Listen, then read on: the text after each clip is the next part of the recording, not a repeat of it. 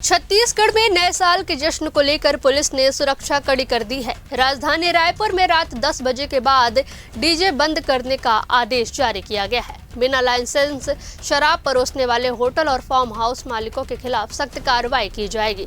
शहर में 50 पेट्रोलिंग गाड़ियां और 600 पुलिसकर्मी तैनात किए जाएंगे।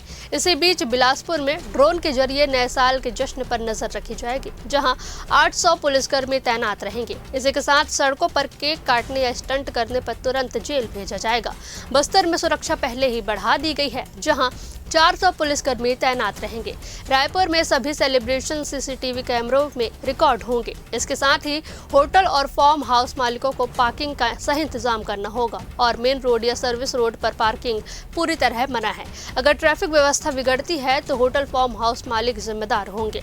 सार्वजनिक जगहों या गाड़ियों में शराब पीने पर भी कानूनी कार्रवाई होगी। यदि इवेंट के दौरान कोई ड्रग्स का इस्तेमाल पाया जाता है तो इवेंट का लाइसेंस रद्द कर दिया जाएगा। अगर कोई कस्टमर नशे में है तो आयोजक की जिम्मेदारी है कि उसे सुरक्षित घर पहुंचाया जाए।